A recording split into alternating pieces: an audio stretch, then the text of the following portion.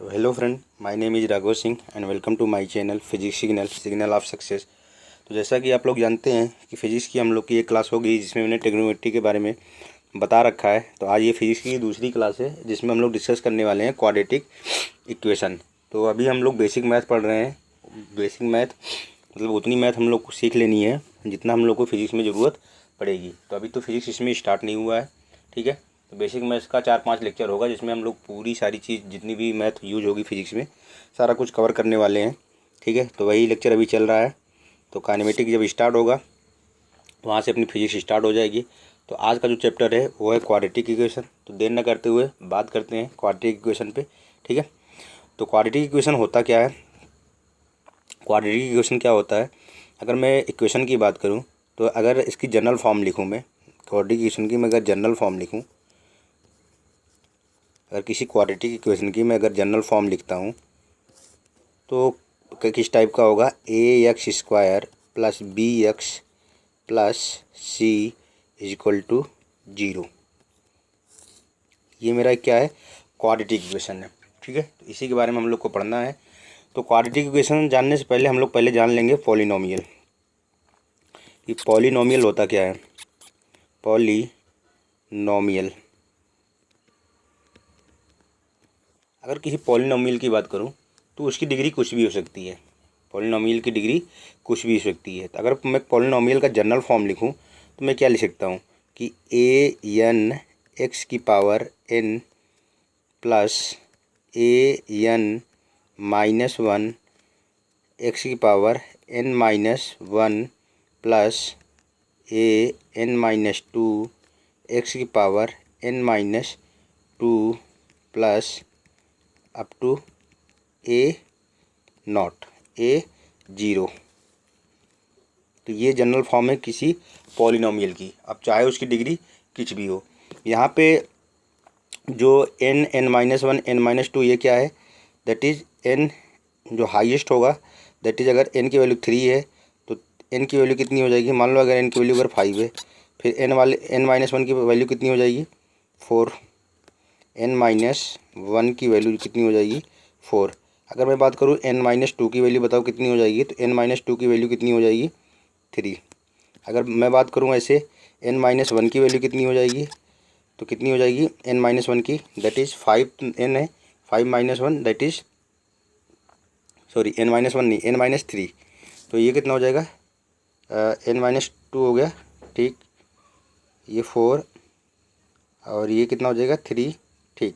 n-3 तो n की value 5 - 3 that is ये कितना हो जाएगा? 2 और n- ऐसे ही कितना जाएगा यहाँ पे n-4 उसकी वैल्यू कितनी हो जाएगी? उसकी वैल्यू हो जाएगी 1 और n की वैल्यू दैट इज़ n की वैल्यू जब हम लिखेंगे कितनी हो जाएगी? 0। तो अगली कहाँ तक जानी है हम लोग को? 0 तक जानी है, ठीक है। अब मैं क्यों बता रहा हूँ?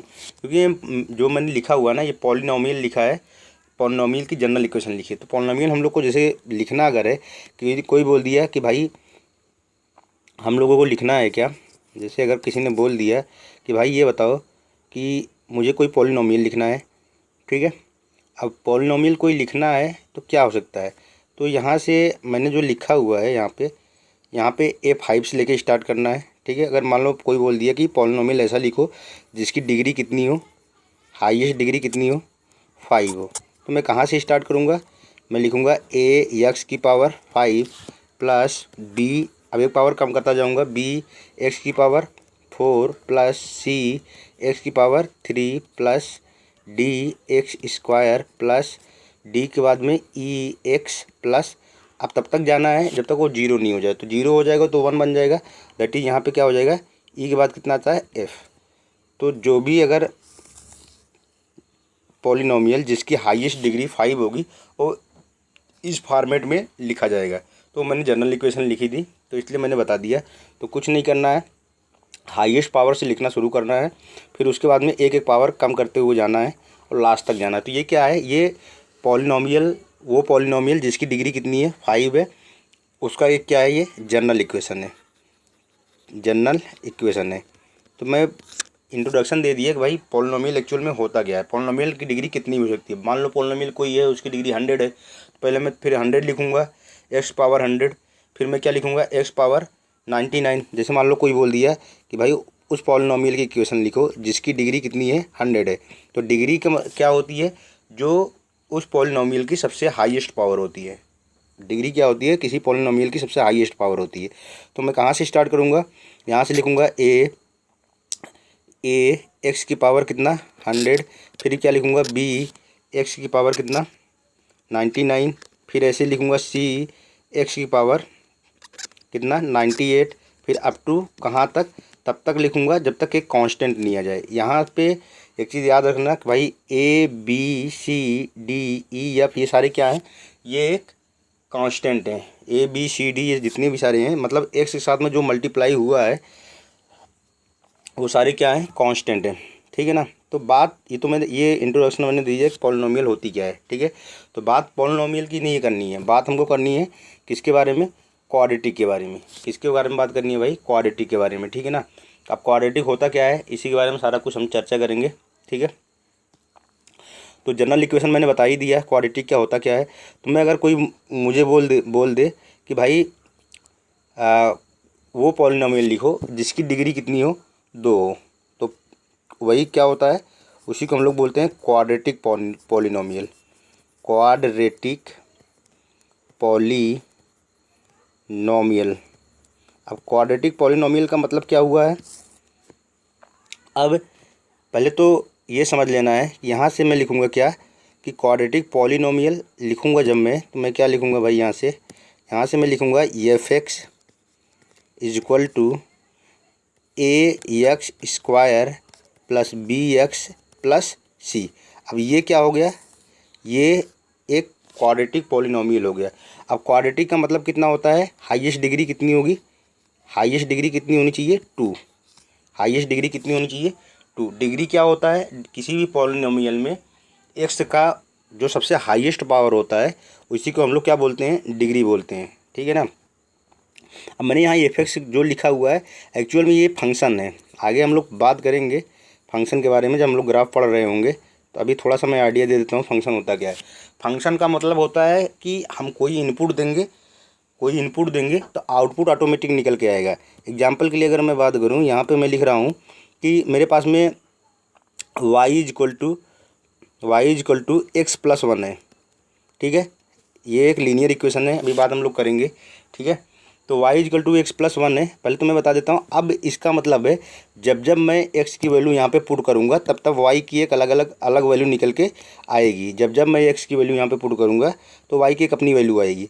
तो मैंने मान लो x इक्वल टू 0 पुट किया तो y को ऑटोमेटिक वैल्यू निकल के कितनी आएगी, तो x इक्वल टू 0 पुट करूँगा इस इक्वेशन में, तो यहाँ से क्या निकल के आएगा भाई, यहाँ से निकल के आएगा y इज इक्वल टू 1। यहाँ से कोई बंदा बोला भाई x is equal to 1 put करो तो y की वैल्यू कितनी निकल के आएगी, 2। तो कहने का मतलब है मर्जी मेरी है, जितने सारे x की मैं वैल्यू रख सकता हूँ उतनी सारी y की वैल्यू निकल के आएगी। इसका मतलब ये जो x की वैल्यू है इसको क्या बोलेंगे, इसको बोलेंगे इनपुट। इसको क्या बोलेंगे, इनपुट। और जो y की वैल्यू निकल के आ रही है इसको क्या बोलेंगे, आउटपुट। इसको क्या बोलेंगे, आउटपुट। तो इसका मतलब जब मैं इनपुट दे रहा हूँ तब आउटपुट निकल के आ रहा है। कहने का मतलब है जैसे हम लोग कंप्यूटर वगैरह चलाते हैं वहाँ पे जो भी, या मोबाइल वगैरह चलाते हैं, जो हमारा कीबोर्ड वगैरह होता है, जो भी चीज़ हम प्रेस करते हैं, जो भी वहाँ पे केज हम प्रेस करते हैं, मान लो ये प्रेस किया तो वो हमको डिस्प्ले पे दिखता है। ठीक है ना। तो कहने का मतलब है हम इनपुट दे रहे हैं तब आउटपुट निकल के आ रहा है। तो फंक्शन का मतलब क्या होता है, फंक्शन का मतलब होता है काम करना। फंक्शन का मतलब क्या होता है, काम करना। इसका मतलब ये जो इक्वेशन है, इस इक्वेशन में जब हम इनपुट देंगे तब आउटपुट निकल के आएगी। अब चाहे कोई पॉलिनोमियल हो, तो कोई पॉलिनोमियल हो, उसकी चाहे डिग्री कितनी भी हो, तो जब जितनी भी हम एक्स की वैल्यू डालते जाएंगे उतनी ही हमको वाई की वैल्यू निकलती जाएगी। और ये वाई की वैल्यू, वाई क्या होता है, वाई जो होता है ये किस पे डिपेंड करता है, ये डिपेंड करता है किसका फंक्शन होता है, ये होता है एक्स का। इसीलिए इसको क्या लिखते हैं, एफ एक्स लिखते हैं। कहने का मतलब क्या है कि मैं वाई को चाहे मैं क्या लिख दूँ, वाई को मैं चाहे क्या लिख दूँ, एफ एक्स लिख दूँ। मैं क्यों एफ एक्स लिख रहा हूँ, क्योंकि मुझे पता है कि वाई जो है, वाई की वैल्यू जो है किस पे डिपेंड कर रही है, एक्स की। जब मैं एक्स की वैल्यू डाल रहा हूँ तब मुझे किसकी वैल्यू निकल के आ रही है, वाई की एक वैल्यू निकल के आ रही है। इसका मतलब क्या हुआ है, मीन्स ये कि हर एक एक्स की वैल्यू पे वाई की हर एक वैल्यू अलग अलग निकल के आएगी। तो जितने सारे एक्स होंगे उतने सारे वाई मेरे पे निकल के आएंगे। तो कहने का मतलब क्या है, एफ एक्स को मैं क्या लिख सकता हूँ, एफ एक्स को मैं वाई भी लिख सकता हूँ, एफ एक्स को मैं क्या लिख सकता हूँ, वाई भी लिख सकता हूँ, क्योंकि वाई जो है फंक्शन किसका है, एफ एक्स का है। ठीक है, तो एफ एक्स को तुम वाई भी लिख सकते हो। यहाँ पे जो एफ एक्स लिखा हुआ है ना, इसको तुम क्या लिख सकते हो भाई, इसको इस पूरे एफ एक्स को हटा के तुम्हारी मर्जी है, तुम वाई भी लिख सकते हो। तो आई थिंक समझ में आ गया होगा मेरे कहने का मतलब क्या है। ठीक है, तो क्वाड्रेटिक पॉलिनोमियल समझ में आ गया कि क्वाड्रेटिक पॉलिनोमियल क्या होता है। ऐसा पॉलिनोमियल जिसकी डिग्री कितनी हो, डिग्री कितनी हो, जिसकी डिग्री कितनी हो, जिसकी डिग्री 2 हो। ठीक है, अब बात करते हैं यहाँ पे कुछ पॉलिनोमियल। अच्छा मान लो कोई पॉलिनोमियल है जिसकी डिग्री कितनी है, 1 है। उस पॉलिनोमियल को कैसे लिखेंगे, तो भाई जिसकी डिग्री 1 हो कैसे लिखेंगे, तो 1 से स्टार्ट करना है। इसका मतलब ए एक्स आएगा और प्लस एक कांस्टेंट आएगा, A X plus B, A X plus B, Y is equal to क्या निकल के आएगा, ए एक्स प्लस बी। अब इस टाइप के पॉलिनोमियल को हम लोग पढ़े हैं, ये कौन सा होता है, इसको हम लोग बोलते हैं लीनियर पॉलिनोमियल, लीनियर पॉलिनोमियल। ठीक है, लीनियर क्यों बोल रहे हैं, क्योंकि एक्स की पावर कितनी है, 1 है, जिसमें अब ये चीज़ दिमाग में रख लेना, हाईएस्ट पावर जितना होगा एक्स की उतनी है वैल्यू निकल के आएगी। कहने का मतलब है यहाँ पे हाईएस्ट पावर कितना है इस वाले पॉलिनोमियल में, एक्स की वैल्यू कितनी है, एक्स की पावर कितनी है 1, तो एक्स की कितनी वैल्यू निकल के आएगी, तो यहाँ से एक्स की केवल एक value, only 1 value of x, x की केवल एक वैल्यू निकल के आएगी। अब बात कर लेते हैं आगे, जब अगर डिग्री 2 हो जाए तो उसको कैसे लिखेंगे। मैंने बोला था ना कहाँ से लिखना शुरू करो भाई, जो हाईएस्ट पावर है। तो मैं जब जैसे ही लिखूंगा तो पहले वाई इजकल टू लिखूंगा, क्योंकि पॉलिनोमियल लिख रहा हूँ। तो वाई इजकल टू क्या लिखूंगा, डिग्री 2 हो गई तो ए एक्स स्क्वायर, अब एक पावर कम कर दो, कांस्टेंट लगाना है, उससे मल्टीप्लाई करके जो कोफिशिएंट उसका है, तो A x square plus B X और प्लस सी। अब इसी को क्या बोलते हैं हम लोग, इसको बोलते हैं क्वाड्रेटिक पॉलिनोमियल। इसको क्या बोलते हैं, क्वाड्रेटिक पॉलिनोमियल। ठीक है, अब इस यहाँ पे हाईएस्ट पावर कितनी है, 2, इसका मतलब एक्स की वैल्यू कितनी निकल के आएगी, तो वैल्यू ऑफ एक्स कितनी हो जाएगी, वैल्यू ऑफ एक्स की वैल्यू कितनी हो जाएगी, दो अलग अलग वैल्यू एक्स की होंगी। ठीक है, बात कर लेते हैं किसकी, डिग्री अगर 3 हो जाए, डिग्री अगर 3 हो जाए तो मैं कैसे लिखूँगा, मैं लिखूँगा Y is equal to A X cube plus B X square, एक पावर कम करते जाने हैं, फिर सी एक्स, फिर एक constant D is equal to 0। इसको क्या बोलते हैं भाई, इस वाले को क्या बोलते हैं, ये जो मैंने लिखा है, अब इसमें पावर 3 है, इसको बोलते हैं क्यूबिक पॉलिनोमियल। इसको क्या बोलेंगे, cubic polynomial. I think clear हो रहा होगा। ठीक है, अब अगर डिग्री कितनी हो जाए भाई, डिग्री अगर 4 हो जाए, फिर उसको कैसे लिखेंगे, सिंपल सा है, हाईएस्ट पावर से लिखना शुरू करना है, ए एक्स की पावर 4 प्लस, ये मैं जनरल इक्वेशन लिख रहा हूँ, ठीक है ना, ए एक्स की power Y is equal to, यहाँ पे Y is equal to A X की power 4 plus B X cube plus C X plus sorry C X square plus, उसके बाद में क्या हो जाएगा, सी एक्स स्क्वायर एक पावर कम करके लिखनी है, तो सी डी एक्स प्लस, उसके बाद में क्या लिखेंगे, ई।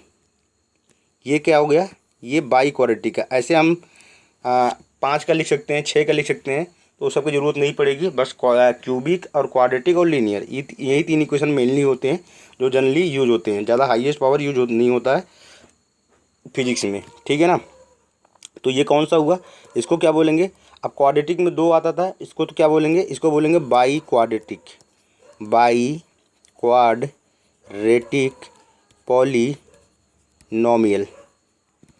ये कौन सी हो गई, बाई क्वाड्रेटिक पॉलिनोमियल। इसका मतलब यहाँ पे एक्स की कितनी वैल्यू निकल के आएगी, 4 वैल्यू निकल के आएगी, x1 x2 x3 and x4। कहने का मतलब है एक्स की 4 अलग अलग वैल्यूज निकल के यहाँ से आएंगी। ठीक है, तो ये तो एक सिंपल था हो गया पॉलिनोमियल के बारे में कि पॉलिनोमियल होता क्या है। ठीक है, अब आगे बात करते हैं। यहाँ तक समझ में आ गया। अब कोई पॉलिनोमियल कब इक्वेशन बन जाता है, जैसे अब हम लोग अब बोलते हैं ना क्वाड्रेटिक, मैंने अभी बोला कि क्वाड्रेटिक पॉलिनोमियल, क्यूबिक पॉलिनोमियल। तो कोई पॉलिनोमियल किसी पॉलिनोमियल को जब हम जीरो के इक्वल कर देते हैं, किसके इक्वल कर देते हैं, जीरो के इक्वल कर देते हैं, तब वो क्या बन जाएगा, वो बन जाएगा इक्वेशन। अब जैसे ही इक्वेशन वो बन गया तो कहने का मतलब यहाँ से ये हुआ कि जैसे ही वो इक्वेशन बना वहाँ से वो अपनी वैल्यू देना शुरू कर देगा। कहने का मतलब ये है, जैसे अगर मैं बोलूँ कि मैंने लिखा है यहाँ पे, मैं लीनियर की बात कर लेता हूँ पहले, लीनियर जो भी लिखा था, तो लीनियर के लिए हम इक्वेशन क्या, पॉलिनोमियल क्या बनाए थे, y equal to A X plus B. तो अब इस वाले पॉलिनोमियल को मैं क्या कर दूंगा, that is y equal to मैं जीरो लिख दूंगा, y इक्वल टू जीरो का मतलब क्या हुआ, ए एक्स प्लस बी को जैसे मैं जीरो पुट करूंगा तो यहाँ से मेरे पास में वैल्यू x की ऑटोमेटिक निकल के आ जाएगी। तो x इक्वल टू कितना हो जाएगा, माइनस बी अपान में a। तो x की एक वैल्यू निकल के आई, दैट इज ये x की वैल्यू जो है इस वाली इक्वेशन को क्या करेगा, इस वाली जो पॉलिनोमियल को है, ये जो पॉलिनोमियल लिखा हुआ था इसको सेटिस्फाई करेगा। कहने का मतलब है x जगह पर अगर मैं माइनस बी अपान ए रखूँगा तो वो क्या हो जाएगा, वो जीरो के इक्वेशन को जीरो को इक्वल कर देगा। ठीक है, तो कोई भी पॉलिनोमियल को अगर हम जीरो से इक्वेट कर देते हैं तो क्या हो जाता है, इक्वेशन बन जाता है। और क्यों करते हैं, क्योंकि हमको जो अलग अलग एक्स की वैल्यूज है उनको फाइंड आउट करना होता है। बात कर लेते हैं क्वाड्रेटिक की। अब जो जिसके बारे में मेन चीज़ बात करना है क्वाड्रेटिक वाले में, तो क्वाड्रेटिक पॉलिनोमियल मैंने कैसे लिखा था, y equal to A x square plus B x plus C equal to कितना, जीरो। ठीक है, अब इसको मैं जीरो को जैसे इक्वल करूँगा तो ये क्या बन गया मेरा, ये बन गया मेरा क्वाड्रेटिक इक्वेशन। ये क्या बन गया, क्वाड्रेटिक इक्वेशन। अब मैं जीरो को इक्वल क्यों कर रहा हूँ, क्योंकि मुझे पता है कि अभी मैंने बताया था कि जितनी हाईएस्ट पावर होगी उतनी एक्स की अलग अलग वैल्यूज होंगी। तो एक्स की हाईएस्ट पावर कितनी है, 2, दैट इज़ एक्स की कितनी वैल्यू होगी, 2। तो यहाँ से एक्स की दो अलग अलग वैल्यू निकालने के लिए मैं इसको जीरो को इक्वल कर रहा हूँ। तो यही चीज़ क्या बन गई है, क्वाड्रेटिक इक्वेशन, और इसी को मुझे पढ़ना है। ठीक है ना, तो करते हैं स्टार्ट भाई, जो अपना मेन चीज़ है। यहाँ से शर्त क्या होनी चाहिए, ये तो रही quadratic equation, A square plus B x plus C, एक क्वाड्रेटिक इक्वेशन है। ए बी और सी ये बिलोंग्स टू रियल। तो नंबर सिस्टम में मैथ का मैंने क्लास लिया था, उसमें नंबर सिस्टम के बारे में बता रखा है। तो ए बी सी कैसे होने चाहिए, रियल नंबर होने चाहिए, दैट इज़ इमेजरी वगैरह कुछ नहीं होना चाहिए, रियल नंबर होने चाहिए। और क्या शर्त होनी चाहिए, A not equal to zero, A zero equal नहीं होना चाहिए। क्यों, क्योंकि ए अगर क्वाड्रेटिक इसको होना है, ए जीरो अगर मैंने कर दिया तो जीरो सबसे बड़ा हीरो, ये जिसको मल्टीप्लाई करोगे उसको जीरो बना देगा। तो जैसे ही एक्स स्क्वायर से मल्टीप्लाई ये करेगा तो इस पूरी टर्म को जीरो बना देगा। तो बताओ क्या ये क्वाड्रेटिक रह जाएगा, क्या नहीं रह जाएगा भाई, केवल लीनियर इक्वेशन बचेगी। तो इसीलिए ए इक्वल टू जीरो नहीं होना चाहिए। ठीक है ना, बात करते हैं ए क्या होता है। ए जो होता है ये क्या होता है, ये कोफिशिएंट ऑफ एक्स स्क्वायर का कोफिशिएंट होता है, दैट इज़ एक्स स्क्वायर से मल्टीप्लाई हुआ है। और इसी को हम लोग बोलते हैं, इसी ए को बोलते हैं लीडिंग कोफिशिएंट। इसी ए को क्या बोलते हैं, लीडिंग कोफिशिएंट। लीडिंग कोफिशिएंट क्यों बोलते हैं, क्योंकि ये लीड कर रहा है। लीड का मतलब कि जो सबसे आगे रहता है। ठीक है ना, बात करते हैं बी की। तो बी क्या है भाई, ये है कोफिशिएंट ऑफ एक्स। और ये क्या है, इसको बोलते हैं मिडल कोफिशिएंट। ये क्या है, मिडल कोफिशिएंट। ठीक, बात कर लेते हैं सी। तो सी तो पता ही है क्या है, सी क्या है, सी को बोलते हैं absolute term of quadratic.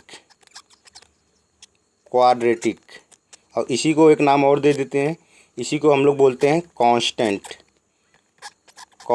Term. मैं कांस्टेंट टर्म क्यों बोल रहा हूँ, मैं कांस्टेंट टर्म इसलिए बोल रहा हूँ कि ये जो सी की वैल्यू होगी वो फिक्स होगी। जैसे मैं एक जनरल एग्जांपल लेता हूँ, ये चीज़ समझ में आ गई यहाँ से। ठीक है, मैं एक जनरल एग्जांपल ले रहा हूँ यहाँ से। जैसे यहाँ पे मैं बात करूँ एक एग्जांपल लेके कि भाई ये बताओ 5x² + 3x + 4 = 0। अब देखते ही पता चल गया हाईएस्ट पावर कितनी है, हाईएस्ट पावर 2 है, दैट इज़ ये क्वाड्रेटिक इक्वेशन है। ए की वैल्यू अगर मैं पूछूँ कितनी है, तो ए की वैल्यू कितनी है 5, 10th में हम लोग कर चुके हैं इसको, ठीक है। बी की वैल्यू कितनी है 3 एंड सी की वैल्यू कितनी है 4, ठीक है। एक एग्जांपल और अगर जैसे मैं लूँ यहाँ पे, मैं तुमसे बोलूँ 5x² + 2 = 0, ये एक इक्वेशन है। इसमें बतानी है हम लोगों को कि ए बी सी की वैल्यू की। ए की वैल्यू कितनी है, तो ए क्या होता है coefficient of x², that is 5। Constant कितना है, कांस्टेंट मतलब एक नंबर होगा, फिक्स होगा, उसकी वैल्यू x पे डिपेंड नहीं करेगी। तो कांस्टेंट सी कितना है 2। बी कितना है, बी तो है ही नहीं इसमें, कोफिशिएंट ऑफ x कहाँ पे है, नहीं है, उसका मतलब वो 0 रहा होगा। बी की वैल्यू जो नहीं है उसकी वैल्यू कितनी 0। एक एग्जांपल की और मैं बात करता हूँ, जैसे यहाँ पे मैंने लिखा है 3x² = 0। इसमें बताओ ए की वैल्यू कितनी है, ए की वैल्यू 3, क्योंकि कोफिशिएंट ऑफ x²। अब क्या कांस्टेंट है, क्या नहीं है, नहीं है, तो उसको क्या करेंगे 0। क्या और बी की वैल्यू कितनी है, वो भी नहीं है, तो उसकी भी वैल्यू कितनी 0। तो ईजिली हम फाइंड आउट कर सकते हैं ए बी और सी की वैल्यू को, ठीक है ना। अब आगे बात करते हैं,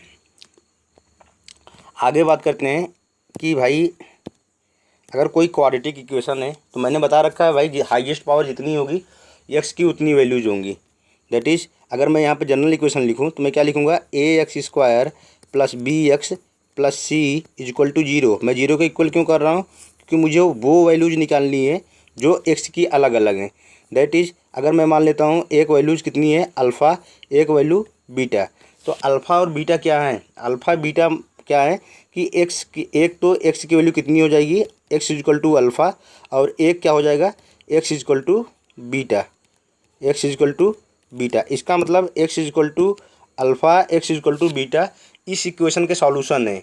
कहने का क्या मतलब ये हुआ कि अगर x = अल्फ़ा मैं इस इक्वेशन में पुट करता हूँ तो ये पूरा टर्म क्या हो जाएगा 0 के इक्वल हो जाएगा। x = बीटा अगर मैं इसमें पुट करता हूँ तो इस इक्वेशन में इसको पुट करने से ये पूरी टर्म क्या हो जाएगी, पूरी इक्वेशन क्या हो जाएगी 0 के इक्वल हो जाएगी। तो इसका मतलब अगर 0 के इक्वल हो जा रही है तो इसको हम लोग क्या कहेंगे कि x = अल्फ़ा इसका एक सॉल्यूशन है, x = बीटा एक इसका एक सॉल्यूशन है। इसी अल्फ़ा और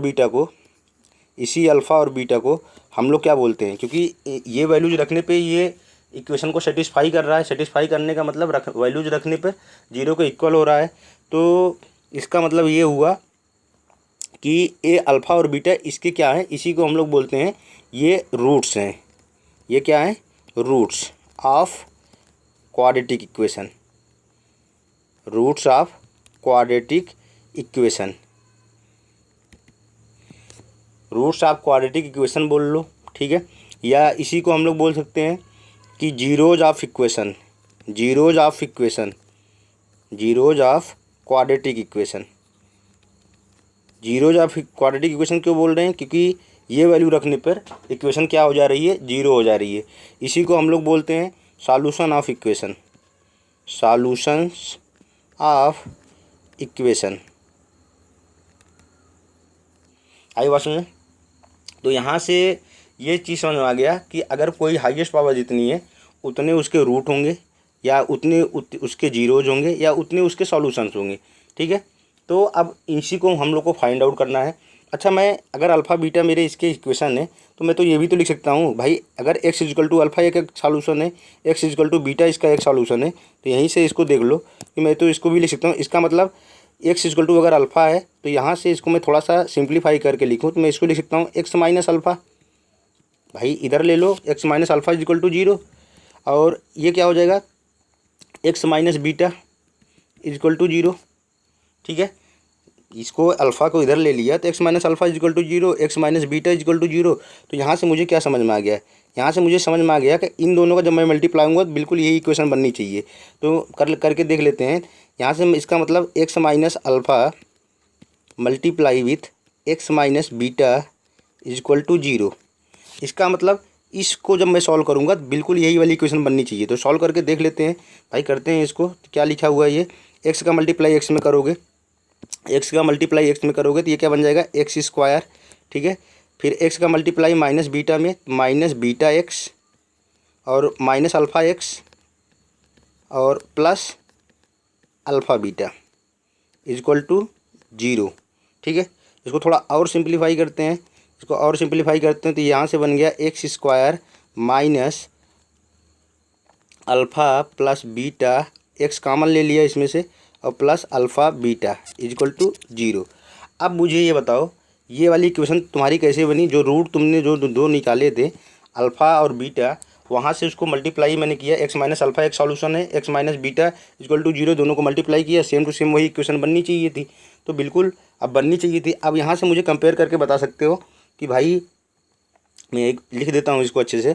मैंने अभी जो जनरल इक्वेशन अपनी लिखी थी वो क्या लिखा था कि भाई A x square plus B x plus C is equal to 0 एक इक्वेशन मेरे पास थी, ठीक है। इसके दो रूट थे, एक अल्फ़ा और एक मैंने मान लिया था बीटा, क्योंकि हाईएस्ट पावर 2 है तो रूट भी कितने होंगे, 2, या सॉल्यूशन 2 होंगे या फिर नंबर ऑफ जीरोज 2 होंगे। तो अगर अल्फ़ा है तो इसका मतलब एक्स इक्वल टू मैंने अल्फ़ा रखा होगा तब इसको सेटिस्फाई किया होगा, अगर बीटा है तो एक्स इक्वल टू मैंने बीटा रखा होगा तो फिर इसको सेटिस्फाई किया होगा। तो सिंपल सी बात क्या है, सिंपल सी बात ये है कि दोनों का मल्टीप्लाई अगर करके मैंने इक्वेशन बनाया था तो वहाँ से इक्वेशन निकल के जो आई थी वो क्या निकल के आई थी कि भाई एक एक्स स्क्वायर अभी यहाँ से जो मैंने निकाला हुआ है ये इक्वेशन, यहाँ पे ये x square minus alpha plus beta x plus alpha into beta is equal to 0। ये मैंने क्या किसका यूज करके इक्वेशन बना लिया, जो मेरे पे रूट जो मैंने माना हुआ था उसका यूज करके बना लिया।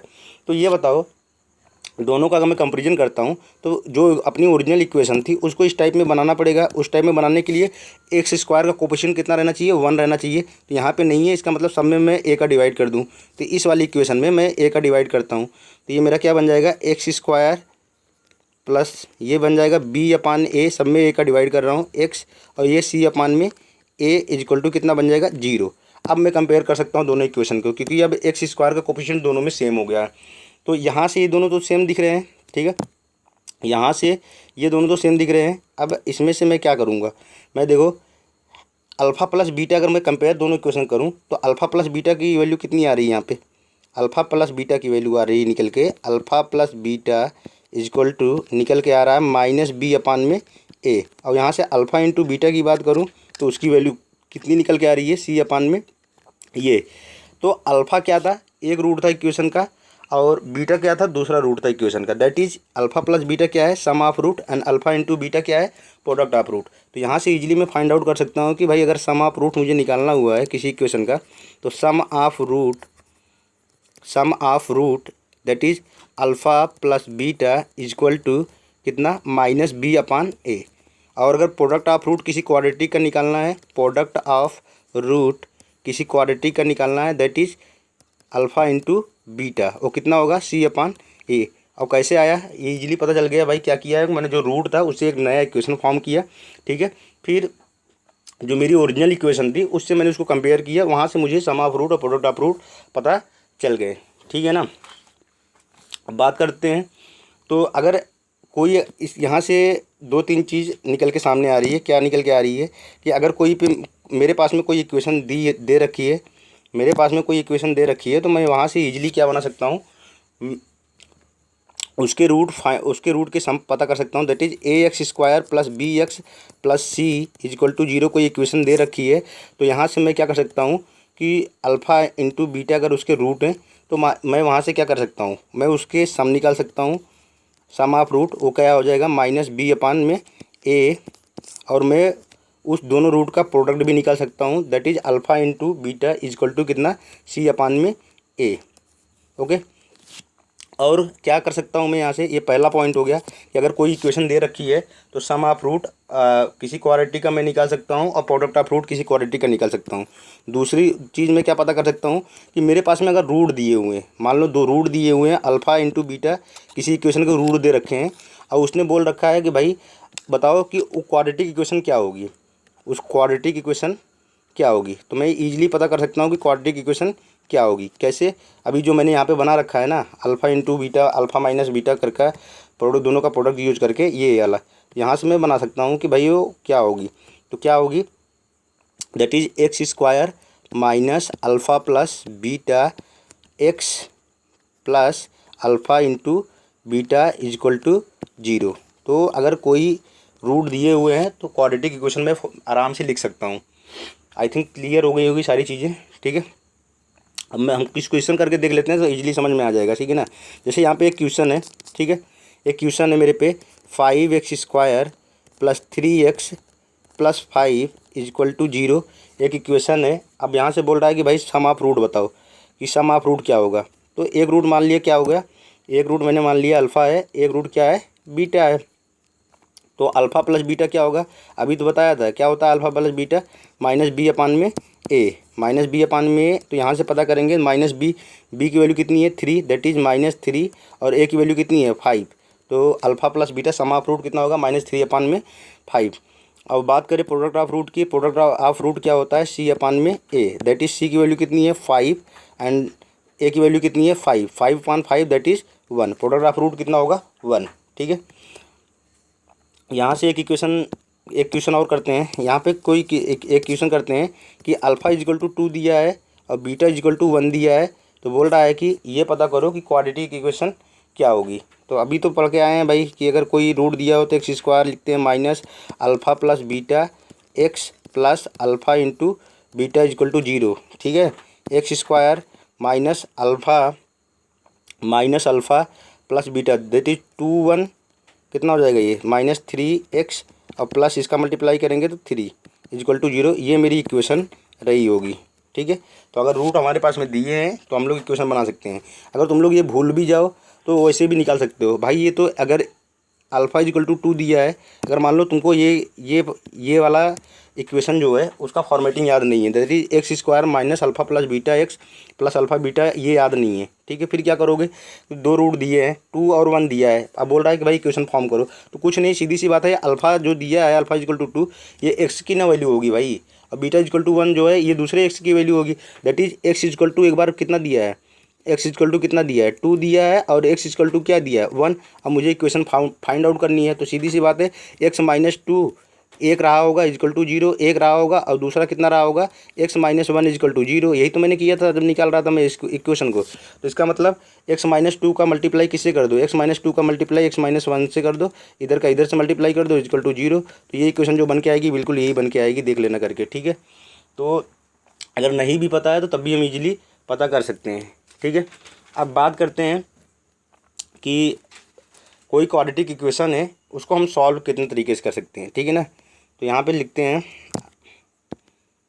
अगली चीज़, अगला क्या है कि मेथड ऑफ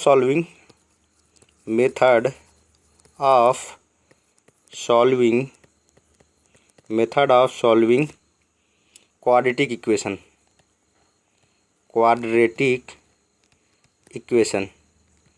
तो कितने तरह के मेथड है भाई अपने पास में 2 तरह के मेथड हैं, ठीक है ना। अलजेब्रिक मेथड एक है, अलजेब्रिक मेथड, और सेकंड कौन सा है, ग्राफिकल मेथड। एक algebraic method and second is graphical method. अब अलजेब्रिक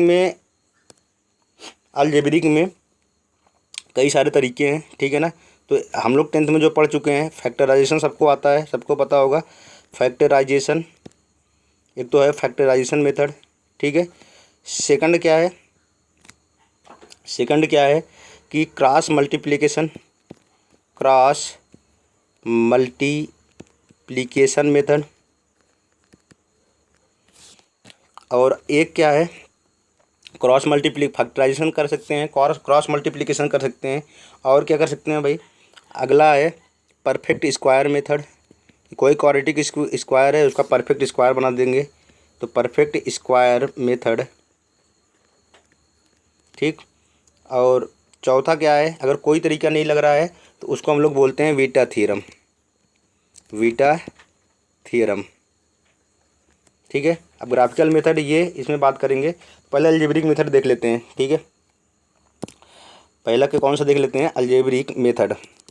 तो फर्स्ट बात कर लेते हैं अलजेब्रिक अलजेब्रिक मेथड। अब अलजेब्रिक मेथड में हम लोग बात करते हैं, तो मान लो कोई जनरल इक्वेशन मैंने लिख दिया, मैं सारे एक ही में करके दिखा देता हूँ, ठीक है। मेरे पास में एक क्वेश्चन है। क्वेश्चन क्या है कि 5x स्क्वायर यहाँ पे प्लस 4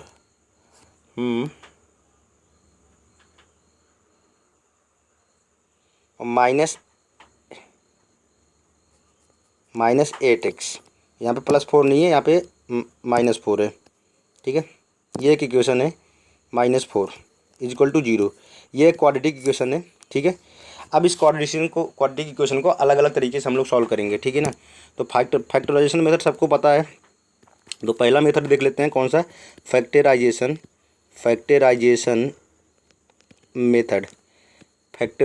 मेथड।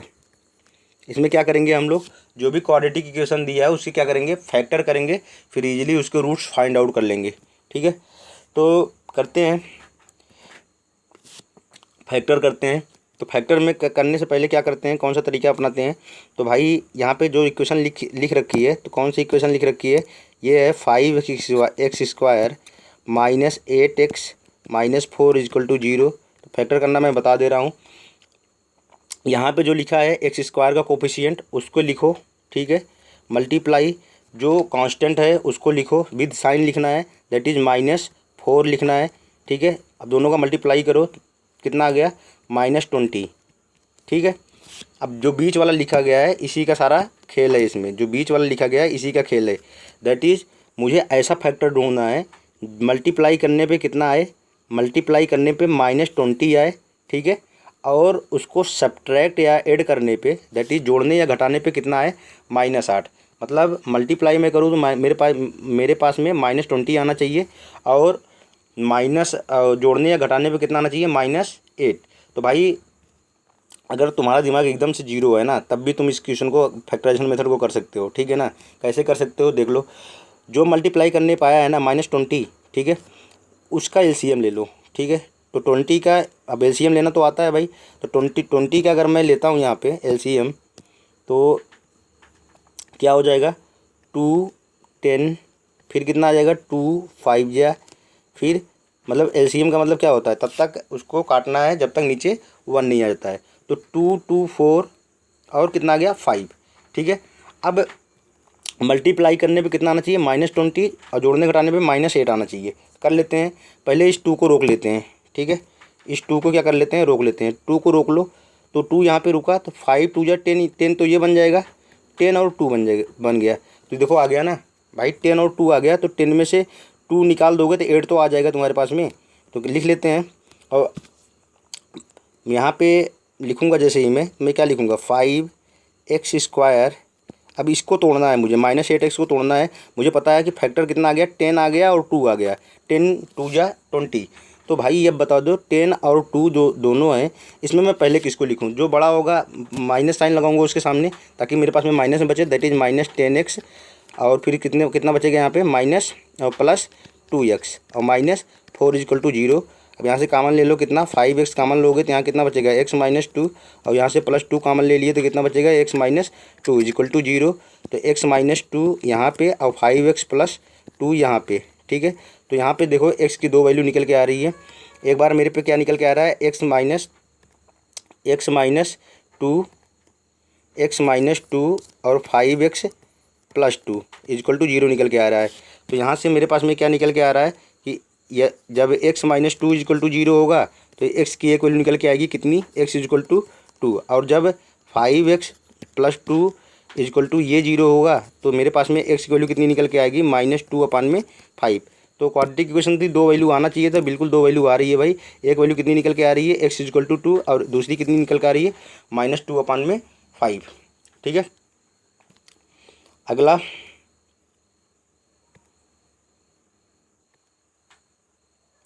क्वेश्चन कर लेते हैं, ठीक है।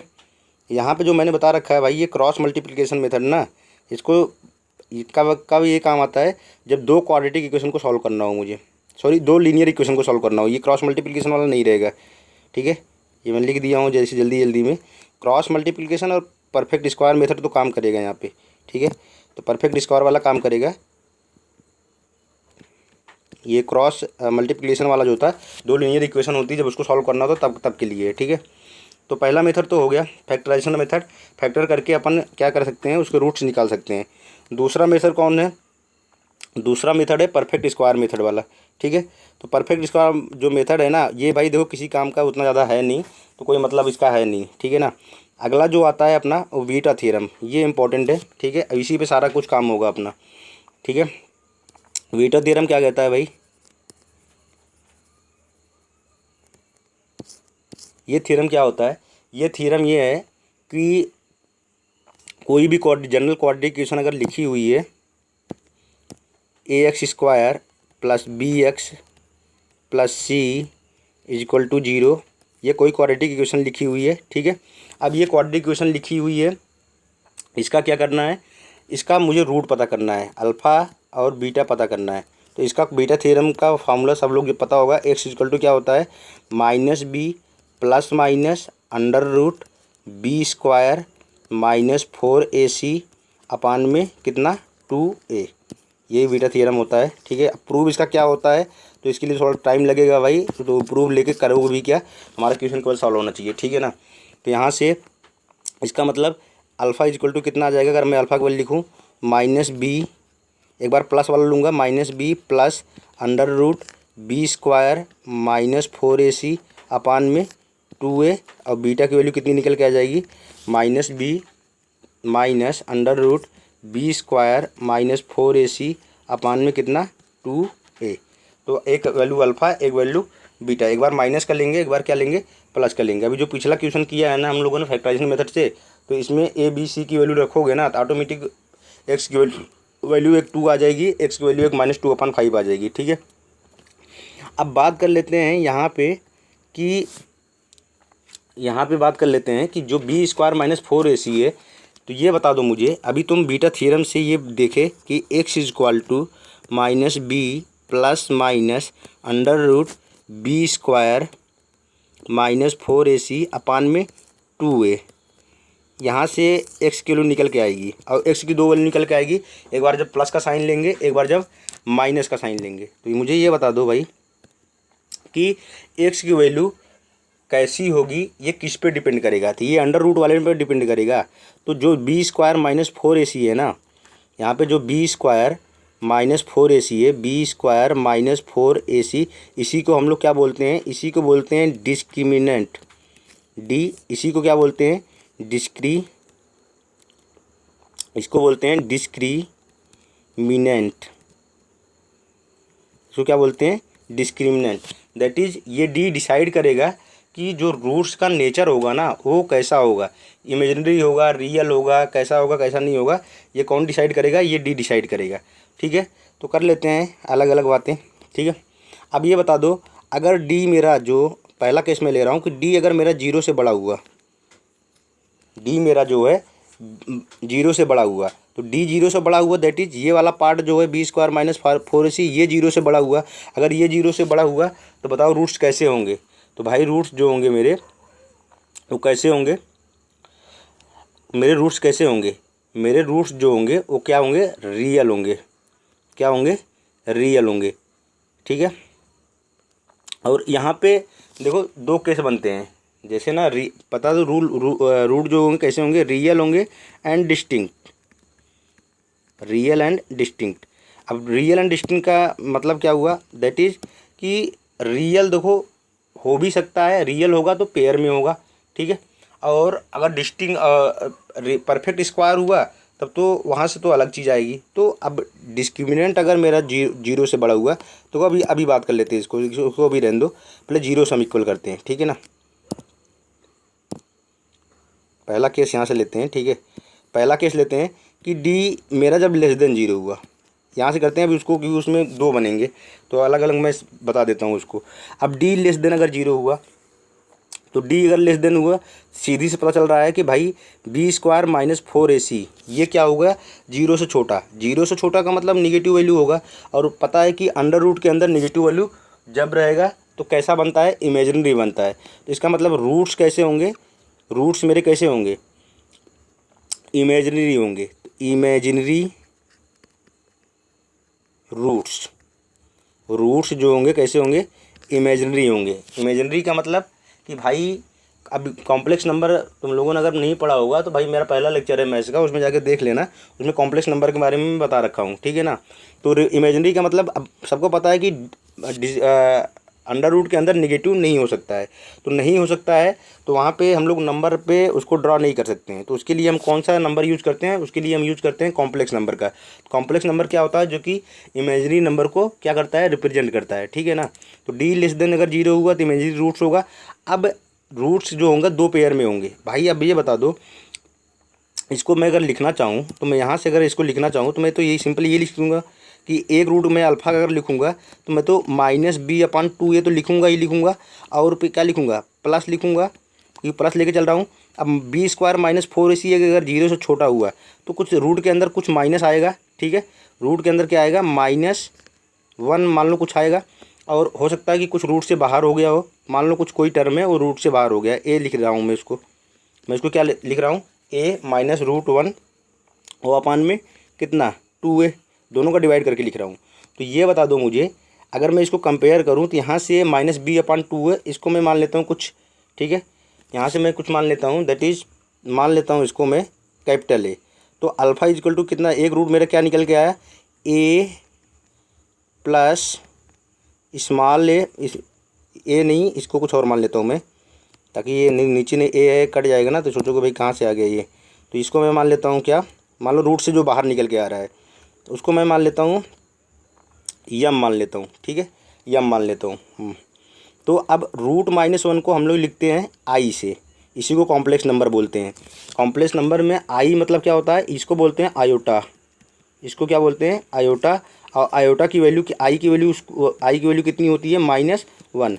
तो यहाँ पे क्या लिखेंगे, m, और √-1 की जगह पे कितना लिखेंगे, आयोटा लिख देंगे। अब आयोटा की वैल्यू कितनी होती है, √-1, और अपान में 2a, दैट इज़ ये मैंने मान लिया ये कैपिटल एम, सॉरी ये मैं यहाँ पे लिख रहा हूँ, स्मॉल एम तो बाहर से निकल के आया, इसको मैंने लिख लिया क्या, m/2a को मैंने क्या लिख लिया, इसको लिख लिया कैपिटल एम, ठीक है। इस पूरे को मैंने क्या लिख लिया, कैपिटल एम, ठीक है। तो यहाँ पे मैं अल्फ़ा की वैल्यू लिख लिया। अब ये बताओ, जैसे मैं बीटा लिखने जाऊँगा तो मैं क्या लिखूँगा, मैं अगर बीटा लिखूँगा, मैं जब डी लेस देन जीरो तब की बात कर रहा हूँ, जब रूट्स इमेजिनरी हैं, ठीक है ना। तो यहाँ से मैं जैसे ही बीटा लिखने जाऊँगा तो मैं क्या लिखूँगा, बीटा इजक्वल टू, क्योंकि अब प्लस का वाला तो ले चुका हूँ भाई, प्लस का वाला यहाँ पे देखो ये प्लस का ले चुका हूँ, अब मुझे एक माइनस वाला लेना है। तो मैं क्या लिखूँगा, बीटा इजक्वल टू -b/2a, इतना तो रहेगा। अब यहाँ पे माइनस आ जाएगा, m जो बाहर आया था वो तो बाहर ही आएगा, अंडर रूट -1 बच रहा है और नीचे में 2a बच रहा है। अब मुझे बता दो, ये -b/2a को तुम क्या लिखे थे, a लिखे थे, ठीक है, a लिख दो उसको। दैट इज बीटा जो निकल के आएगा तुम्हारा वो क्या निकल के आएगा, a माइनस m/2a को क्या लिखे थे, कैपिटल M, तो m और ये i।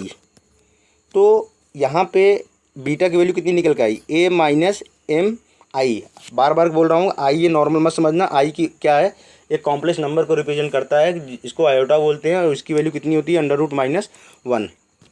क्योंकि डी लेस देन अगर जीरो है तो उस अंडर रूट के अंदर में क्या बचेगा, निगेटिव बचेगा। तो इसी को रिप्रेजेंट करने के लिए हम लोग किसको, कॉम्प्लेक्स नंबर का यूज करते हैं, ठीक है ना। तो यहाँ पे मेरे पास में अल्फ़ा जो निकल के आया वो कितना निकल के आया, a+mi, और बीटा जो निकल के आया मेरे पास में वो कितना निकल के आया, capital A plus capital mi, minus से यहाँ पे माइनस, ठीक है। अब ये बताओ, दोनों में एक चीज़ देखने को मिल रही है कि दोनों का केवल साइन चेंज है, दोनों का बीच का केवल साइन चेंज है। ए जो यहाँ इतना था इतना ए यहाँ पे भी है, ठीक है ना। एम आई जो यहाँ पे था एम आई इतना यहाँ पे भी है, ठीक है। तो कहने का मतलब है कि ये जब कई ऐसे कई चीज़ अगर मिले ना कि बीच में केवल साइन चेंज हो, बाकी सारी आगे पीछे की चीज़ सेम हो, इसको बोलते हैं कॉन्जुगेट। इसको क्या बोलते हैं, कॉन्जुगेट। इसका मतलब जो रूट्स होंगे ना कॉन्जुगेट होंगे। जैसे अगर मैं मान लो यहाँ पे एक एग्जांपल ले रहा हूँ, कोई बंदा बोल रहा है कि भाई कोई क्वाड्रेटिक इक्वेशन है, उसका एक रूट जो अल्फ़ा है वो है 5 - 3i। अब सीधी सी बात पता चल रहा है कि भाई कि ये क्या है, ये कॉम्प्लेक्स है, इसका मतलब इसका डी क्या रहा होगा, इसका डी लेस देन क्या रहा होगा, जीरो रहा होगा। इसका डी क्या रहा होगा, डी लेस देन जीरो रहा होगा, तभी तो इसके कॉम्प्लेक्स रूट आया भाई, तभी तो क्या आया, इमेजिनरी रूट रहा है। तो अगर अल्फ़ा मुझे पता है तो मैं बीटा इजीली पता कर सकता हूँ, क्योंकि मुझे पता है कि जब डी लेस देन जीरो होता है तो रूट्स आपस में क्या होते हैं, कंजुगेट होते हैं, दैट इज़ आगे पीछे का दोनों का सेम होता है, बस साइन चेंज होता है। तो बीटा मेरा क्या रहा होगा, बीटा रहा होगा 5 + 3i। तो ईजिली हम पता लगा सकते हैं, ठीक है ना। बात करते हैं दूसरे केस की केस नंबर 2। और क्या हो सकता है कि डी लेस देन जीरो था, मान लो डी इजक्वल टू जीरो हो गया। अब डी इजक्वल टू अगर जीरो हो गया, दैट इज़ जो इक्वेशन थी x equal to minus b plus minus under root b square minus 4ac upon में 2a। इसका मतलब डी कौन है अपना, ये अंडर रूट वाला डी कौन है, ये अपना ये पूरा क्या हो गया, जीरो हो गया। तो ये अगर पूरा जीरो हो जाएगा तो अल्फ़ा की भी वैल्यू कितनी आएगी, -b/2a, और बीटा की वैल्यू कितनी आएगी, -b/2a। इसका मतलब दोनों रूट आपस में दोनों की वैल्यू सेम हो गई, तो रूट्स क्या हो जाएंगे भाई, इस केस में रूट्स आर इक्वल, दोनों रूट्स आपस में क्या हो जाएंगे, इक्वल, रूट्स इक्वल। तो जब डी लेस इक्वल टू, क्योंकि अंडर रूट वाला ही सब कुछ डिफाइन कर रहा है कि भाई उसका रूट्स कैसा होना है, तो वही जीरो हो गया, तो दोनों रूट्स आपस में क्या आ गए, इक्वल आ गए। कैसे आ गए, यहाँ पे मैंने दिखाया है, ठीक है। अब बात कर लेते हैं लास्ट वाले केस की, कि जब केस नंबर 3 कि जब डी क्या हो जाएगा, डी जब वो जीरो से बड़ा हो जाएगा। अब डी जीरो से बड़ा हो गया, इसका मतलब अंडर रूट में कोई पॉजिटिव रहा होगा, ठीक है।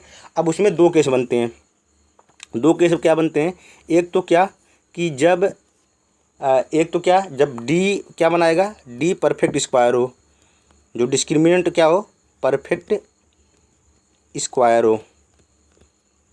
और दूसरा क्या कि डिस्क्रिमिनेंट डी जो हो वो परफेक्ट स्क्वायर नहीं है, स्क्वायर नहीं है, ठीक है। तो बात कर लेते हैं यहाँ पे x इक्वल टू, अब जैसे ही मैं लिखूँगा यहाँ पे मैं लिख रहा हूँ x इक्वल टू, यहाँ पे मैं डिस्क्रिमिनेंट जब जैसे ही लिखूँगा तो मैं क्या लिखूँगा, मैं पहले तो -b plus minus under root b square minus 4ac upon में 2a, ठीक है। इसका मतलब ये d जो है, अगर केस 1 जो पहले केस की बात कर रहा हूँ कि वो अगर परफेक्ट स्क्वायर है, भाई अगर परफेक्ट स्क्वायर है इसका मतलब ये अंडर रूट से बाहर निकल के आ जाएगा। मान लो अंडर रूट से बाहर निकल के कैपिटल बी आ रहा है, तो ये क्या बन गया, x इक्वल टू क्या बन जाएगा, -b plus minus capital B. अब भाई परफेक्ट स्क्वायर है तो भाई बाहर निकल जाएगा, सीधी सी बात है, अंडर रूट के अंदर कुछ बचेगा ही नहीं, और अपान में कितना बचेगा, 2a। अब ये बता दो मुझे, जैसे ही मैं अल्फ़ा लिखूँगा, तो मैं क्या लिखूँगा, -b plus capital b upon में 2a। और जैसे ही मैं बीटा लिखूँगा तो -b minus b capital b upon में 2a। अब ये चीज़ समझ में आ रही है यहाँ पे एक चीज़ देखो एकदम समझ में आ रही है कि रूट्स क्या होंगे, रूट्स जो होंगे वो रेशनल होंगे। कौन से रूट होंगे, रेशनल रूट होंगे, रेशनल रूट्स होंगे। और ये भी क्या होंगे, डिफरेंट होंगे, rational roots and different. Rational का क्या मतलब होता है, रेशनल के बारे में एक बार बता देता हूँ कि कोई भी नंबर जिसको हम लोग p/q के फॉर्म में लिख सकें, ठीक है, p/q के फॉर्म में लिख सकें। p और q दोनों क्या होने चाहिए, इंटीजर होने चाहिए, ठीक है। और q not equal to zero, q zero के इक्वल नहीं होना चाहिए। तो ऐसे नंबर को हम लोग क्या बोलते हैं, रेशनल नंबर बोलते हैं। रेशनल नंबर का मतलब अगर एग्जांपल की मैं बात करूं, जैसे यहाँ पे लिखा है 3/5, तो 3/5 क्या है, ये एक रेशनल नंबर है। दैट इज़ p की वैल्यू क्या कितनी है, 3, एक इंटीजर है बिल्कुल। q इक्वल टू 5, क्या ये एक इंटीजर है, बिल्कुल इंटीजर है। दैट इज़ 3/5 क्या है, कैसा नंबर है, एक रेशनल नंबर है। कहने का मतलब जो भी रूट आएगा ना वो इस ऐसे करके आएगा, अगर परफेक्ट स्क्वायर डी रहा तो, ठीक है। अगर मैं बोलूँ 5 क्या रेशनल नंबर है, बिल्कुल है, क्योंकि 5 का किसी का अपान कितना होता है, हमेशा 1 होता है। तो इसको p की वैल्यू कितनी है 5, q की वैल्यू कितनी है 1, दैट इज़ 5 मेरा क्या है, एक रेशनल नंबर है। आगे बात नहीं समझ में। बात कर लेते हैं दूसरे केस की। दूसरे केस क्या बोलता है भाई कि डी अगर परफेक्ट स्क्वायर नहीं है, तो डी परफेक्ट स्क्वायर नहीं है। अगर डी परफेक्ट स्क्वायर नहीं है तो फिर उस केस में क्या होगा। अब उस केस में क्या होगा देख लेते हैं, फिर से वही लिखते हैं, x इक्वल टू क्या, -b plus minus under root b square minus 4ac upon में 2a, ठीक है। अब यहाँ पे ये बताओ कि बी स्क्वायर माइनस 4ac ये परफेक्ट स्क्वायर नहीं है। इसका मतलब ये अंदर में ही रहेगा, जो भी रहेगा। मान लो कि ये परफेक्ट स्क्वायर नहीं है तो कुछ भी हो, मान लो कोई ऐसा नंबर ले लो जो परफेक्ट स्क्वायर नहीं है। मान लिया मैंने कि बी स्क्वायर माइनस 4ac की वैल्यू कितनी आ रही है, 5 आ रही है। बी स्क्वायर माइनस 4ac की वैल्यू कितनी आ रही है, 5। तो मैं अल्फ़ा जैसे ही लिखूँगा, मैं क्या लिखूँगा, माइनस बी अपान में 2a प्लस 5, क्योंकि इस पूरी की वैल्यू कितनी हो गई, 5 अपान में 2a। इस पूरे की वैल्यू कितनी हो गई है, 5 अंडर रूट 5। ठीक।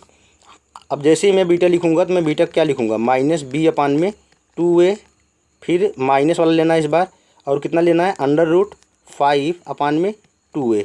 अच्छा बताओ, दोनों में कुछ चीज़ दिख रहा है, ये दोनों चीज़ सेम है।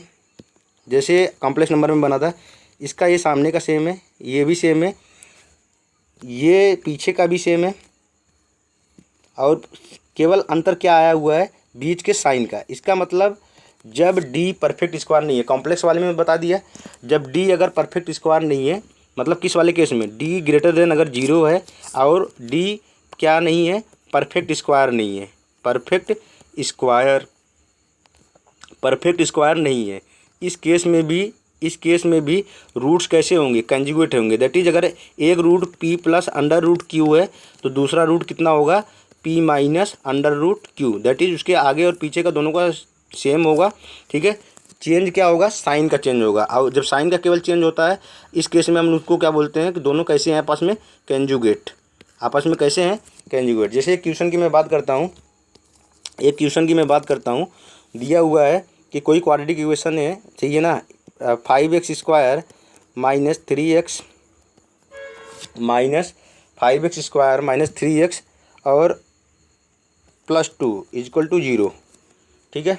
तो इसका डिस्क्रिमिनेंट पहले निकाल लेते हैं। डिस्क्रिमिनेंट देखो निकालते हैं, तो डिस्क्रिमिनेंट कितना आएगा भाई, d is equal to b square minus 4ac, that is 3 का स्क्वायर कितना 9, बी स्क्वायर माइनस 4ac, तो 4 मल्टीप्लाई 5 मल्टीप्लाई 2, दैट इज कितना आ गया भाई ये, तो 9 माइनस 40, और ये कितना हो गया 31, तो माइनस 31। तो इस केस में डी क्या है, लेस देन 0 है। इसका मतलब रूट्स कैसे होंगे, इसके रूट्स कैसे होंगे, इमेजिनरी होंगे। रूट्स क्या होंगे, इमेजिनरी होंगे। अगर यहीं पे दे देता कि एक रूट उसका मान लो 3 + 2i है, तो बताओ दूसरा रूट क्या होगा। हमें पता है कि d लेस देन 0 है, तो अब रूट्स इमेजनरी होंगे। एक इमेजनरी रूट्स दिया हुआ है, तो दूसरा क्या होगा, दूसरा हम इजीली निकाल सकते हैं। पता है कि कंजुगेट रूट्स क्या होंगे, कंजुगेट होंगे। इसका मतलब आगे और पीछे का समान होगा, केवल बीच का क्या होगा, साइन चेंज होगा। दैट इज बीटा जो मेरा होगा कितना हो जाएगा, 3 - 2i। ठीक है। बात कर लेते हैं आगे क्वेश्चन की। मान लो कोई कि एक क्वेश्चन दिया हुआ है कि यहाँ पे d जो है वो ग्रेटर देन 0 है और वो परफेक्ट स्क्वायर नहीं है, नॉट परफेक्ट स्क्वायर। और दिया है एक रूट उसका कि भाई एक रूट उसका 3 + √5 है। एक रूट उसका कितना है, 3 + √5 है। तो बताओ अगला रूट क्या होगा। तो सीधी सी बात है, इस केस में भी दोनों रूट आपस में कैसे होते हैं, कंजुगेट। दैट इज आगे पीछे का सेम होता है और बीच का साइन चेंज होता है। दैट इज ये कितना हो जाएगा, 3 - √5। तो ईजिली हम लोग निकाल सकते हैं कि रूट कैसे होंगे। ठीक है। अब आगे बात कर लेते हैं। ये तो रहा हम लोगों का कौन सा, अलजेब्रिक मेथड। अब आगे बात करते हैं कौन सा, ग्राफिकल मेथड। कौन सा, ग्राफिकल मेथड। ग्राफिकल मेथड की बात करते हैं। अब ग्राफिकल मेथड में देखो, अब हम लोग को पता है y = ax² + bx + c, ये वाला एक इक्वेशन बना था हमारे पास में। ठीक है। तो एक होता है, आगे हम लोग पढ़ेंगे इसको, 11th में ही पढ़ेंगे, उसका नाम है पैराबोला। उसका नाम क्या है, पैराबोला। पैराबोला की इक्वेशन क्या होती है, अगर मैं कोई पैराबोला लिखता हूँ जिसका y = kx², तो ये कैसी इक्वेशन है पैराबोला की, ये इक्वेशन है किसकी, ये इक्वेशन है पैराबोला की। और उस पैराबोला की जिसके जो वर्टेक्स है, जिसके वर्टेक्स हैं, जिसका वर्टेक्स क्या है 0,0। दैट इज, अगर मैं इस पैराबोला की इक्वेशन लिखूँ, पहले मैं पैराबोला के बारे में बता देता हूँ थोड़ा सा। अगर मैं कोऑर्डिनेट सिस्टम पे जाऊँ तो ये मेरा कौन सा रहा, ये मेरा रहा एक्स एक्सिस, और ये मेरा कौन सा रहा y axis. Y is equal to k x square मुझे पैराबोला की इक्वेशन लिखनी है, ठीक है। ये किसकी इक्वेशन है, ये इक्वेशन है पैराबोला की, पैराबोला, ठीक है। अब इस पैराबोला की अगर मुझे इक्वेशन लिखनी है तो मैं के एक जगह पे मैं ए ले लेता हूँ, ज़्यादा बेटर रहेगा ताकि तुम लोग को ईजिली समझ में आए, सही है ना। तो y is equal to A x square. अब ये पैराबोला है, ठीक है। अब ये कैसा पैराबोला है, जिसका वर्टेक्स क्या है, जिसका वर्टेक्स कितना है 0,0। वर्टेक्स का मतलब है क्या है कि 0,0 इसको क्या कर रहा है, सेटिस्फाई कर रहा है। कहने का मतलब है अगर इस पैराबोला की मैं इक्वेशन, अगर मैं ग्राफ अगर बनाऊं तो कैसा बनेगा, वो यूँ बनेगा, ऐसे बना के जाएगा। दैट इज ये 0,0 से पास हो रहा है, तो ये इसको बोलते हैं वर्टेक्स। वर्टेक्स का मतलब वो जो ग्राफ बना हुआ उसकी मुंडी, ठीक है ना। ये कितना है 0,0, ठीक है। अगर मैं बात करूं y is equal to minus a x square की, तो इस केस में क्या हो जाएगा, इस केस में पैराबोला का मुंह कहाँ हो जाएगा, नीचे की तरफ हो जाएगा। तो ये इक्वेशन कैसे बनेगी भाई, ये इक्वेशन बन जाएगी, अगर मैं यहाँ पे ग्राफ की बात करूँ थोड़ा सा और यहाँ पे एक से बढ़ाऊँ तो ये पैराबोला कैसा बन जाएगा, ये पैराबोला बन जाएगा नीचे की तरफ करके, ये बन जाएगा ये ऐसे करके, और ये 0,0, ठीक है। तो ये रहा पैराबोला की इक्वेशन। वर्टेक्स का मतलब समझ में आया ना, उंडी मतलब 0,0 से पास होगा ये, ठीक है।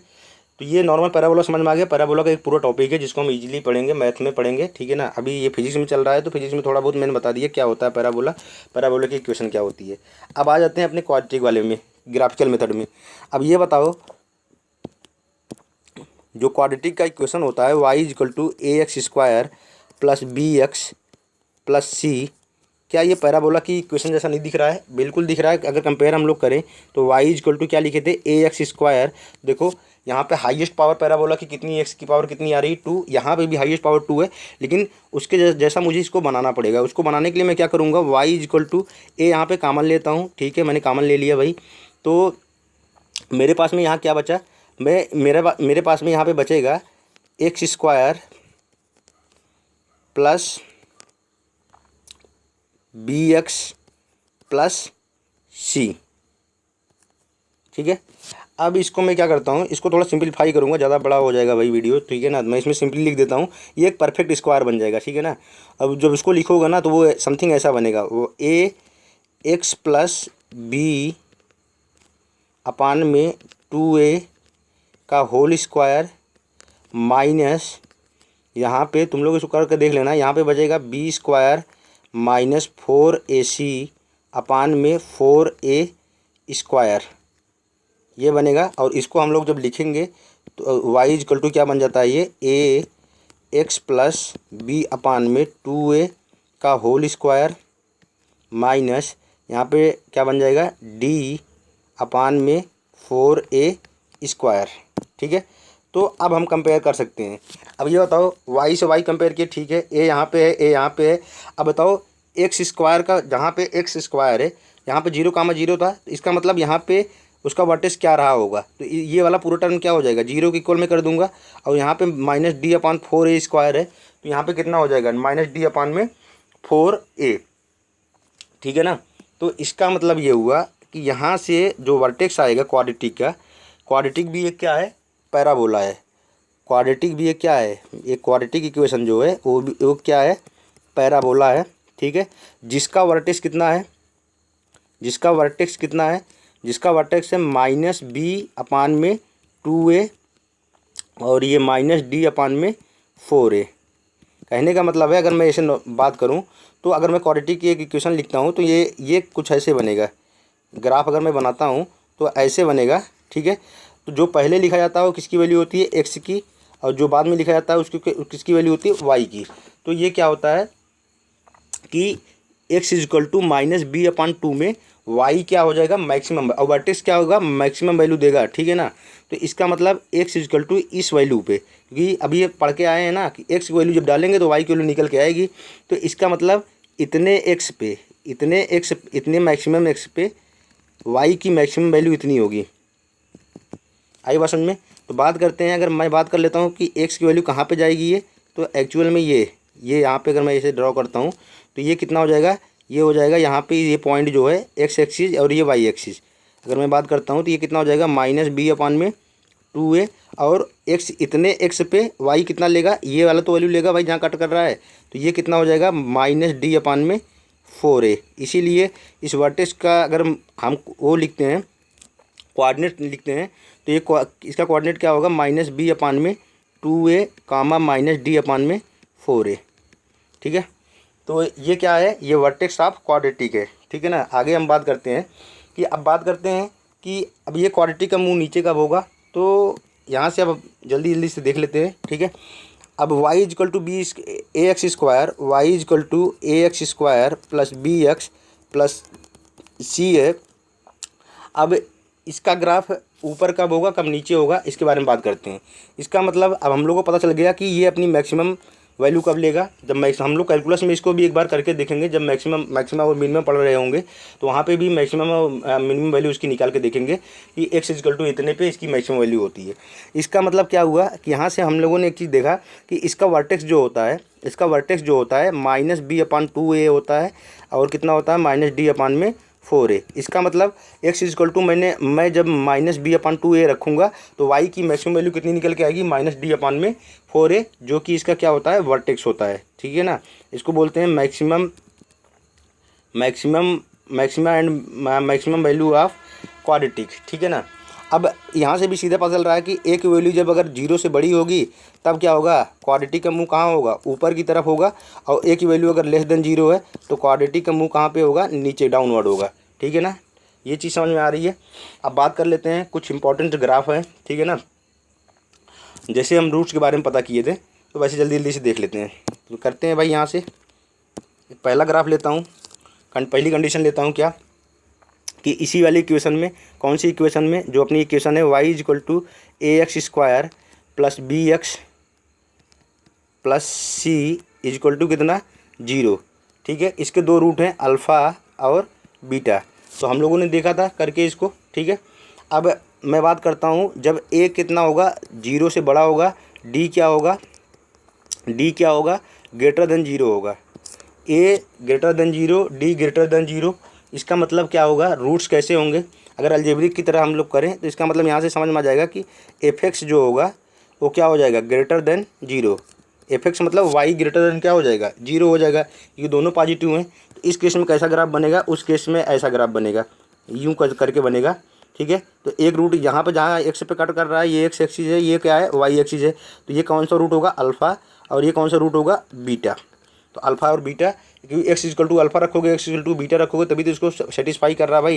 ये केस कौन सा है, जब a ग्रेटर देन 0 है और d ग्रेटर देन 0 है। ठीक है ना। दूसरा, अब एक में क्या ले लूँ मैं, a लेस देन 0 ले लूँ और d ग्रेटर देन 0 ले लूँ।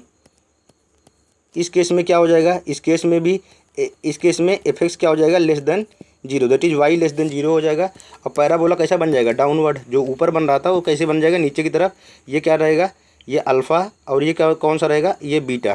ठीक है, बात करते हैं अगले ग्राफ की।